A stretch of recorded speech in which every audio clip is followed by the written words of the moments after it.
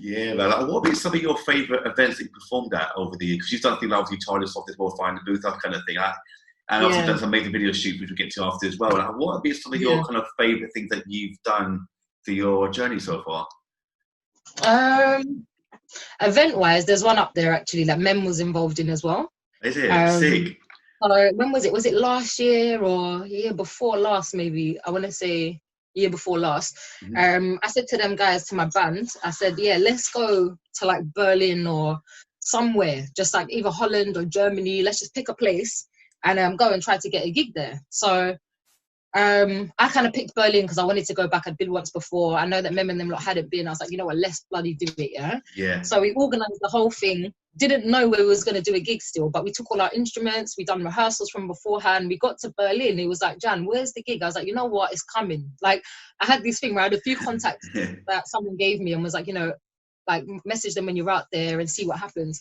Long story short, it was on the Saturday, maybe about 10 o'clock at night. We still hadn't had anything confirmed. And I got a text message saying, you guys, I've got a slot for you at midnight tonight. We Wow. were literally like, what is happening? Like, after we got into that mode, we was kind of chilling, thinking it's kind of late, we might not.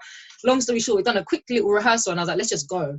It was Yeah. one of the most exciting kind of like ways to find a gig, because when we got there, it was like a castle almost, with like 4 floors. There was clubs in there, but then everybody was like a magician. So it was Wow. like a magician's kind of festival where people were like juggling jars from Venezuela, and then there was another guy who was throwing fire into the air, putting it out of water, like so many crazy stuff. And we was the only act that actually done music.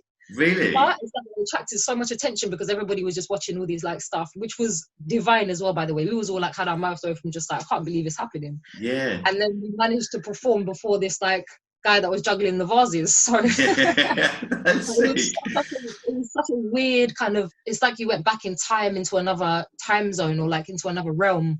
Like the lights in there, the stuff. It was one of the most exciting gigs we've done because the audience was so different as well. They didn't expect music. So when we started to play, it was just like amazing. That's so sick. That was one of the most funniest ones we've done actually. Like really Really? spontaneous, kind of like last minute, and we couldn't actually believe we got a gig in the end. And big up Ono Capono for that one because he really helped out. But yeah, apart from that, I'd say like over the years, there's been so many random gigs. Like Norway, I remember performing in a university in Norway where they had like 16 different hidden bars inside the university. Wow. And only the people that go to the uni, you would find these spots. So you go through a door that leads you to another door, and it was really fun performing there to these kids as well. That was maybe about 5-6 years ago.